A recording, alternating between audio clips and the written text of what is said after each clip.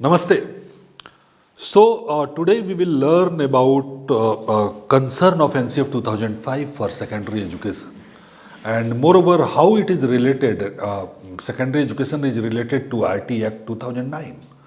You know that RTE Act 2009 is more about the elementary education, but now today I am trying to make a case that how RTE Act 2009 will also impact on secondary education.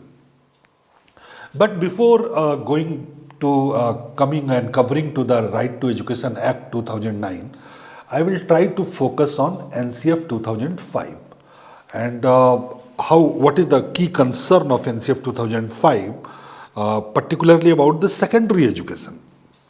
Now that you know and you are very much aware that what is the guiding principle of NCF 2005. The first and the foremost guiding principle of NCF 2005 is connecting knowledge to life outside the school. What does it mean? It means that whatever our knowledge in the school, the way we are dealing through the textbook, syllabus and curriculum framework, we need to contextualize this knowledge within a given context that is surrounding to the school. So we need one of the key responsibilities that how we are relating our school knowledge to the life outside the school. So the second key principle that is ensuring that the learning shift away from the rote method. So once I will cover this understanding and guiding principle, I will try to explain that how this guiding principle are also impacting on secondary education. So the second principle, as I told you, that ensuring that learning shift away from the rote method. The third one is enriching the curriculum so that it's go beyond the textbook.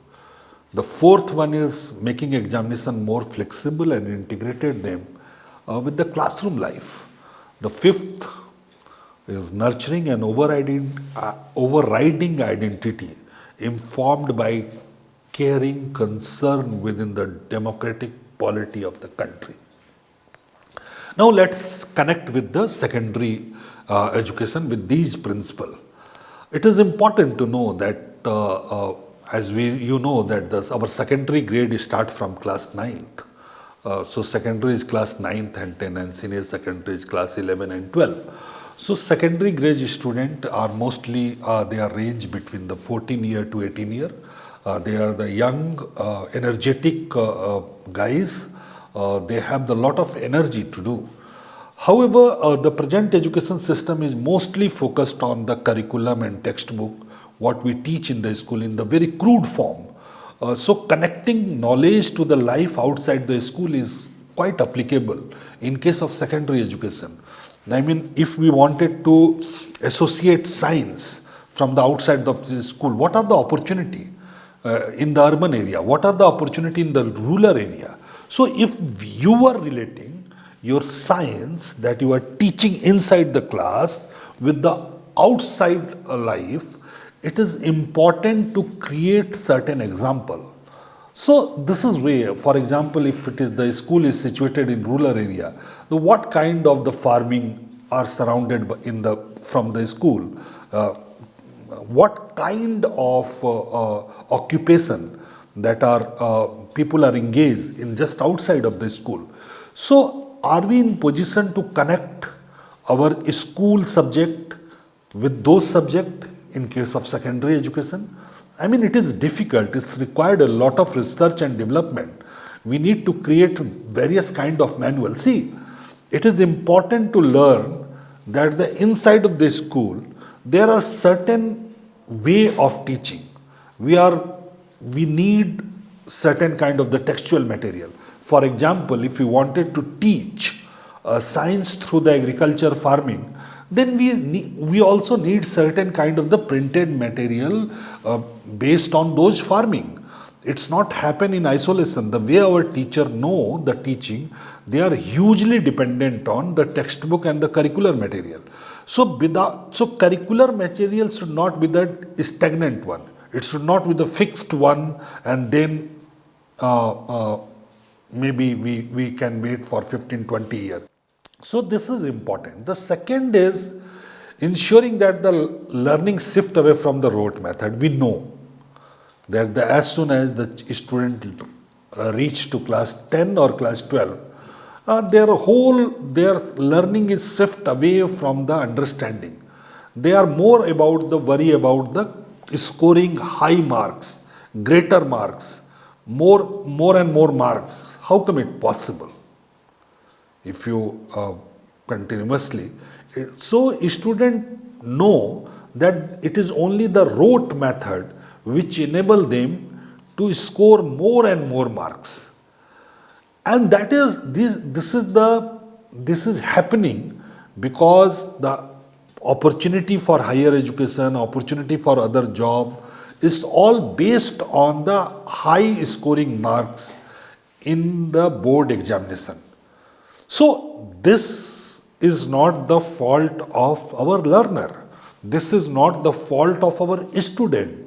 We need to create a evaluation method or change our board examination in a way so that the rote method could not work.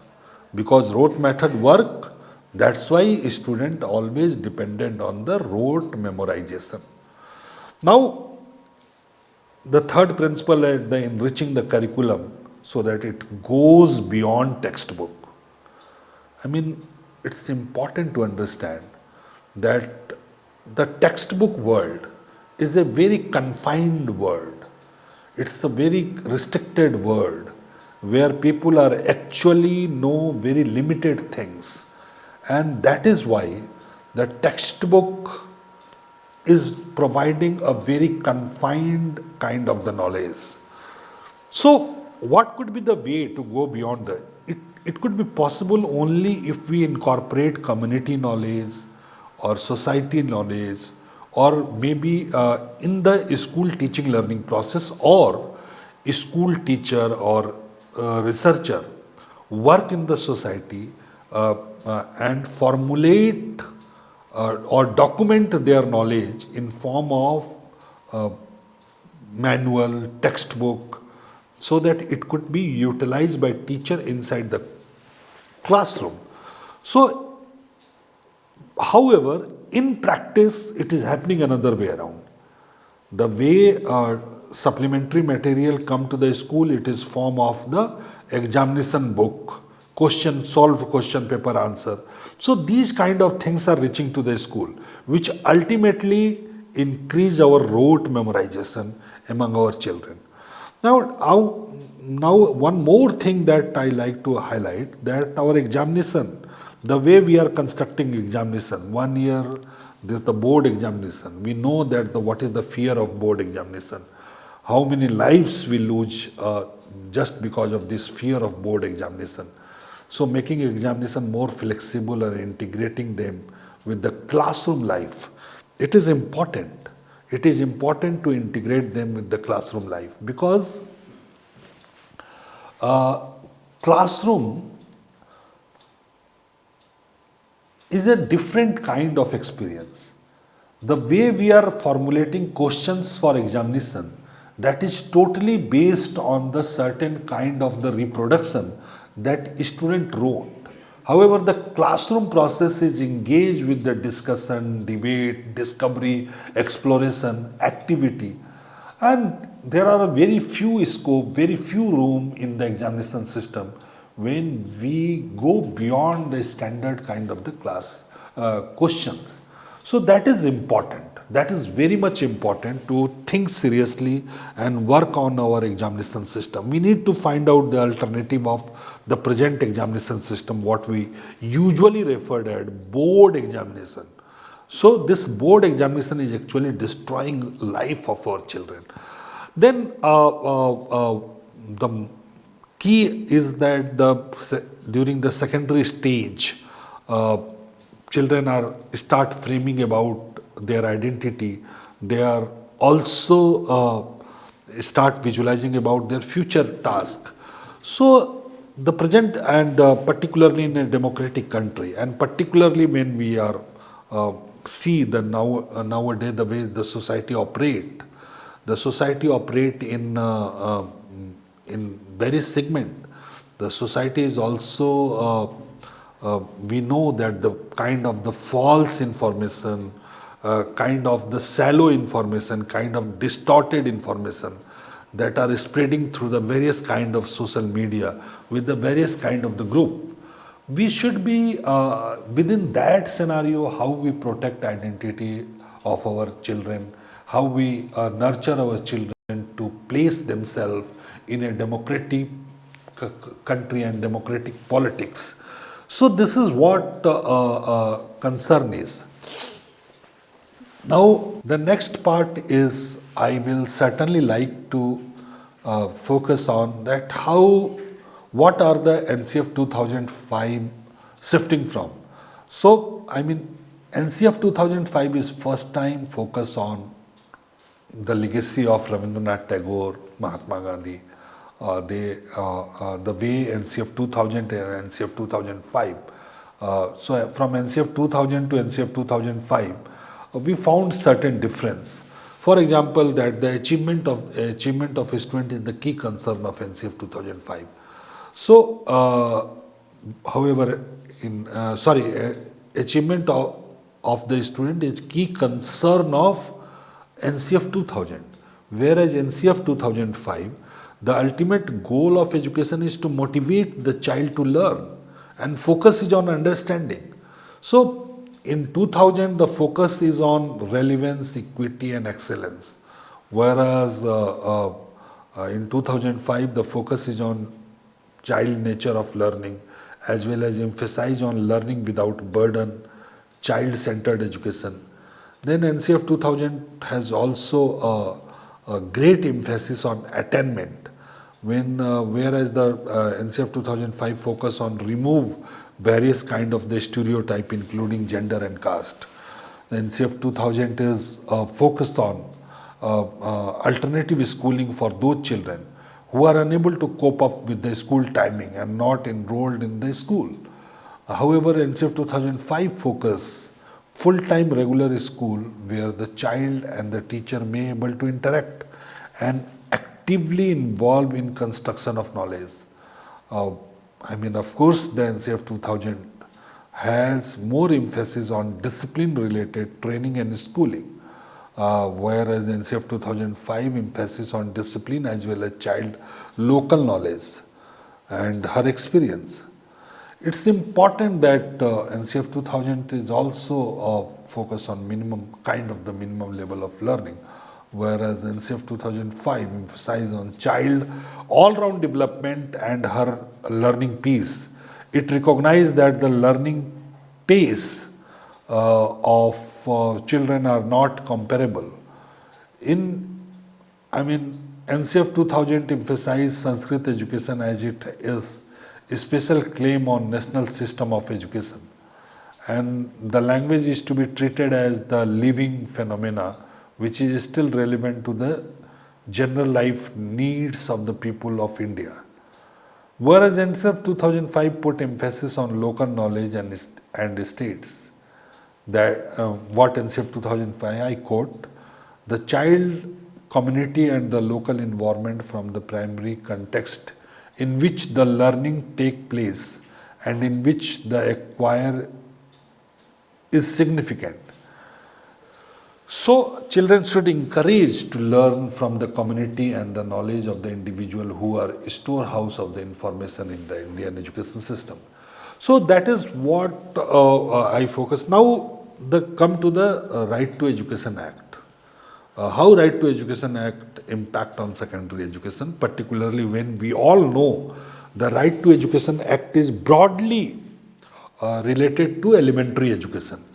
The first and the clear-cut relation is that the way Right to Education ensure elementary education is automatically increase the loads on secondary education, because after enactment of Right to Education Act, the number of graduates from the elementary education increase, and the people who are completing elementary education cycle have increased. So this will impact a huge pressure on secondary education. That is one. Then second, it's all the kind of the curricular continuity. It is also important that child should who is coming from Right to Education Act, they should follow the similar kind of system at class 9 and onward. For example, Right to Education Act actually providing the certain kind of opportunity to children in term of free textbook, free uniform, free midday meal. So these kind of the things are available for all children of the India up to the age of 14. But it's another imperative is that if children are passing from class 8 and they are going to class 9 and they are coming from the very poor family who can't afford the purchasing of book or purchasing of uniform at the secondary level, so it's also indicate our policy maker that it is high time to think about those graduate who have those first generation graduate who complete their elementary cycle just because of Right to Education Act. Now the second part is the classroom culture. You know, and that is what come from the teacher in a form of resistance. If you talk to any teacher, they usually referred, despite the constitutional amendment, they usually referred that because of Right to Education Act, children coming to class 9, they are not appearing in exam and everybody in the class, teacher are pass them. So children are not able to learn. That is what the very popular claim of teacher. So the children who are coming to class 9, they are not know anything because they are getting passed by the teacher despite they are learning or not learning. Whether this is correct, probably we need to find out certain kind of the research. However, Parliament has amended this provision. Now the no detention policy at the Right to Education is not there, but there are certain kind of the terminal exam. So it is important that we need to understand that how Right to Education Act visualize child right. Whether we can adopt similar kind of the approach at the secondary level, probably yes. When we see that the CABE committee has started discussion about that the free and compulsory education, I mean the enhancement of right to education up to the class 12 or class 10 as the case may be. But still we found that the Right to Education Act is creating a different kind of ethos for secondary education. Probably you are also found that the certain kind of the regulatory provision in Right to Education Act and that are also kind of creating a burden and as well as compulsion on the educational institute. For example, section 14(2) of Right to Education Act provides no child shall be denied admission in the school for lack of age proof. Eventually, if the no child can be denied for the lack of age proof of the class, eventually it's also creating a mandate for the secondary education that if a child coming from completion of elementary cycle from the government school, you can't compel her or him for the age proof. Then the no child or his parents shall be subject to any kind of the screening processes and shall be made to pay any capitation fees. That is the another kind of provision within the RTE Act. Now, I also found that there are certain other provisions in RTE Act are also very useful, which also impacting the ethos of secondary education. Because see, in some place, it's the school have the classes from 1 to 12.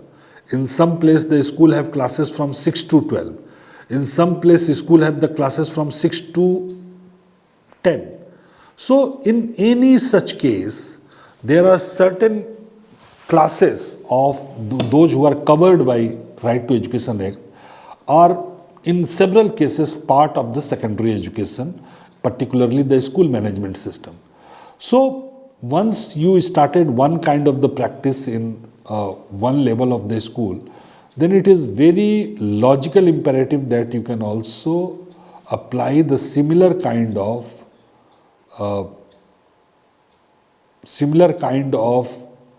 logical imperative with the other classes. For example, if you are following rule of no child shall be subjected to physical punishment or mental harassment, as it is mentioned in section 17 of Right to Education Act, then it's what does it imperative that even if the child crossed the class 8 and they are going to the class 9 or 3, it will impact. So this, of course, this is not the mandatory. We can't go to the court on the basis of this, but they are creating a social ethos. For example, Section 29 indicate that there should be an academic authority, and we know that in case of the all state, the academic authority, which is responsible for laying down the curriculum and evaluation processes, and as the RTE state that this laying down of the curriculum and academic processes shall take into consideration inter alia that the child is free from the fear, trauma, and anxiety, and it helps the express view freely. So, if this is the process and this is the approach, this is also creating certain kind of the compulsion in secondary education. So, some kind of the basic premise that emerge from the Right to Education Act is, I have found that they are creating the kind of ethos for the secondary education. For example, the compulsion is on the state to ensure the completion of elementary education by each and every child, 6 to 14 years. So now this compulsion also creating another compulsion, and that compulsion is about the provision of secondary education. A child cannot hold responsible for failing to access school or complete elementary education. There should be a school in neighborhood for each and every child. The appropriate government, local authority will have to create an enabling environment and adequate facility to facilitate completion of elementary education by each and every child. There should be institutional mechanism in place to eliminate financial and procedural barrier. That is what lawmaker trying to say. But if it is correct in case of elementary education, then it is also correct in case of secondary education. At least it's create a ethos. Teacher, parent and children and the community at large shall be aware about the facility for the children that is coming through the RTE Act, but now they are also aware about the facility for secondary education. Then the relationship between the teacher, parent and community.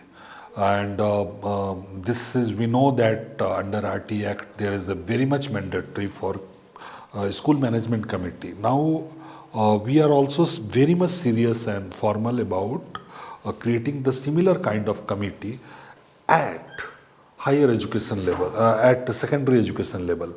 So this is the kind of impact that we can see that is emerging from Right to Education Act, but also impacting secondary education. Now, the one thing that I like to, before concluding this, I like to go to the section 29 of Right to Education Act. So, of course, this section 29 is about elementary education, but this is also providing a kind of supporting law. It's not mandatory in case of secondary because it's not law, but it's certainly creating a ethos, a cultural ethos, academic ethos, the pedagogical ethos to draft the curriculum and pedagogy in the way it is formulated under Section 29 of Right to Education Act. Conformity, what they are trying to say, that the academic authority, while laying down the curriculum and evaluation procedure, shall take into the consideration of the certain rule. What are those rules? Conformity with the value inherent in the constitution. Second one is all-round development of child. Third one is building up child knowledge, potential and talent. The fourth one is development of physical and mental ability to the fullest extent. The fifth one is learning through activity, discovery and exploration in a child-friendly and child-centered manner. Medium of instruction shall, as far as practicable, be child mother tongue. So it's important to note, as far as practicable. So this is the practicality is also a very key concern. The making that child free of fear, trauma and anxiety, and helping the child to express view freely. Then the last, comprehensive and continuous evaluation. So these are the broader things. So before concluding this brief observation about NCF and RTE Act, how they are related with secondary education, we discussed that it is very important that we should think seriously about the key principle of NCF 2005 and what are their implications in the case of secondary education. Similarly, we should also need to think about how Right to Education Act is actually impacting to the secondary education, though the way the act is for elementary one. We found that elementary education and secondary education are very much closely related. We can't think separately in the different boxes to the elementary and secondary one. But these things allow us to visualize secondary education differently. Now, one question for you. What kind of activity you can add in the secondary education classroom while you are trying to follow recommendation of NCF 2005? I mean, the assessment is for the question for you can write on your note or you can discuss that if you are following NCF 2005 recommendation, can you list down certain kind of the activity which you can imply in the classroom which to complete the mandate of NCF 2005. So I am concluding my brief lecture here. Thank you so much.